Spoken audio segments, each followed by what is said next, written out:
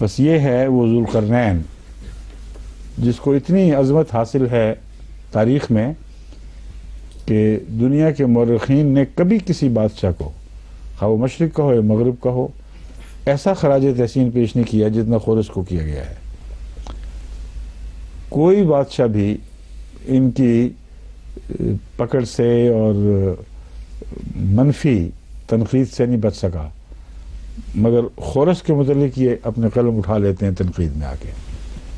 کہتے ہیں اگر کوئی تکمیل کا تصور ہو سکتا ہے بادشاہت میں، اگر وہ کوئی انصاف کا حیولہ ہو سکتا ہے، وہ خورس تھا۔ اس نے نہ مذہب کا اختلاف دیکھا، نہ قوموں کا اختلاف دیکھا، نہ رنگ کا، نہ نسل کا، ہر ایک کے ساتھ اس نے کامل انصاف کا سلوک کیا ہے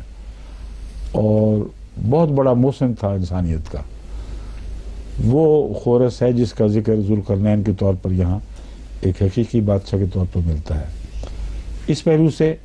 حضرت صلی اللہ علیہ وآلہ وسلم کے لیے جس مثال کو چنا گیا ہے اس سے بہتر ممکن نہیں تھی۔ پہلے موسیٰ کے ساتھ شروع ہوا سفر، اس پر ہم پہلے گفتگو کر چکے ہیں، اور اب جو آئندہ کی پیشگوئیاں ہیں وہ خورس کے حوالے سے کی جا رہی ہیں، جس کی عظمت کا میں بیان کر چکا ہوں۔ بائبل میں وہ اصل پڑھے تو آپ حیران رہ جائیں گے کہ کیسی صفائی کے ساتھ وہ عظیم شان پیشگوئی لفظاً لفظاً خورس کے حق میں پوری ہوتی ہے، اور یہ ثبوت ہے اس بات کا کہ وہ ڈوئلسٹ نہیں تھا۔ بائبل کی پیشگوئی ایک دو خداؤں کے تصور والے انسان پر پوری ہو ہی نہیں سکتی تھی۔ وہ اتنی واضح ہے کہ میرا بندہ تھا، مجھ سے رہنمائی حاصل کرتا تھا، یہ الفاظ ہیں۔ وہ بنی اسرائیلی نہیں تھا، نہیں، یعنی ہوگا، وہ اور قوموں میں سے ہوگا، اور یہ اس کی صفات ہیں، میں اس سے کلام کروں گا۔ یہ اتنی واضح پیشگوئی کسی ڈوئلسٹ کے متعلق ممکن ہی نہیں۔ اس لیے میں نے جو یہ بات تمہید باندھی تھی کہ خورس کو وہی مقام حاصل ہے زرتشتی مذہب میں جو ان کو حضرت شوقہ کہنا چاہیے، بہت ہی بزرگ انسان، وہ بھی اپنی بادشاہت میں بہنی ویسی شہرت رکھتے ہیں۔ ہندوستان یا مشرقی تاریخ میں اشوکا جیسا بادشاہ کبھی نہیں پیدا ہوا، کامل طور پر منصف، علم کا دل دادا، علم کی حفاظت کرنے والا، اور وہی وہ ہے جس نے افغانستان میں بھی کتبے لگوا دیے تھے اور بنی اسرائیلیوں کو مخاطب کر کے ان کو بدھا کا پیغام دیا ہے، اس لیے کہ حضرت عیسیٰ علیہ السلام نے وہاں ظاہر ہونا تھا۔ ان کتبوں کی بھی ہم نے تحقیق شروع کروائی ہوئی ہے، اور بہت سی تصویریں لے کر ہمارے عثمان صاحب جو ایک مخلص نوجوان اور بہت ہی ذہین نوجوان ہیں امریکہ کے، ان کو خدا تعالیٰ نے جنون بخش ہے تحقیق کا، اور بڑا ہی عقل والا جنون ہے۔ جیسے بہت ہی ماہر تربیت یافتہ ایک مغربی محقق خاص اصولوں کے ساتھ کام کرتا ہے، وہ ان میں جمع ہو گئے ہیں خدا کے فضل سے، اور جہاں وہ محروم ہے الہام کی روشنی سے، وہاں اللہ تعالیٰ نے ان کو حضرت صلی اللہ علیہ وسلم کا عشق عطا کیا، آپ کی کتب سے روشنی لینے کا ملکہ بخشا، اور پھر رویا کے ذریعے جو بعض دفعہ مجھے حیران کر دیتی ہیں، اللہ تعالیٰ خود ان کی رہنمائی کرتا ہے کہ یہ کام اس طرح کرنا چاہیے، یہ کام اس طرح کرنا چاہیے، اور بعض رویا جو انہوں نے دیکھی ان کو پتہ بھی نہیں تھا کہ کیا مطلب ہے، مجھے بھجوائی تو میں ایک دم میری آنکھیں کھلی، میں نے کہا یہ تو اس کا تو یہ مطلب ہے، جب لکھا تو پھر ان کو سمجھ آئی۔ تو رویا کی تعبیر کے لیے بھی ضرورت ہوا کرتی ہے۔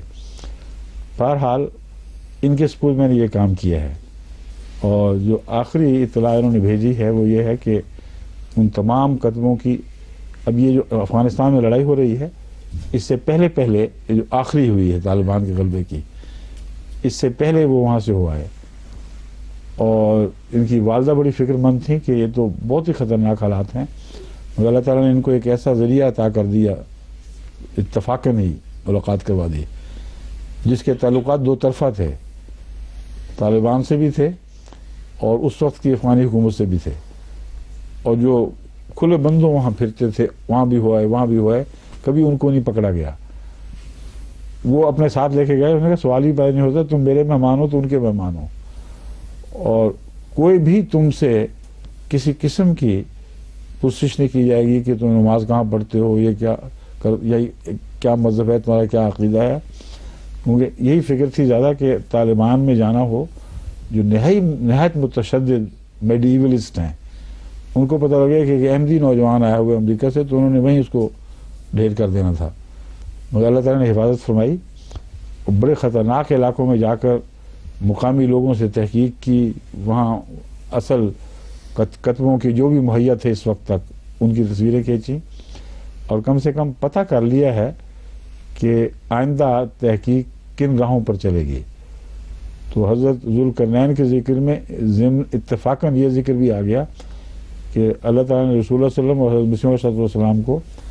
ایسے بھی بخشے ہیں محققین جو اپنی حفاظت کا قطعاً کوئی خیال نہ کرتے ہوئے تحقیق میں آگے بڑھتے ہیں. کبھی ایک راستے کی پیروی کر رہے ہیں، کبھی دوسرے راستے کی پیروی کر رہے ہیں. ذوالقرنین کی برکتیں ہیں دراصل، اس لیے میں کھول کر آپ کو بتا رہا ہوں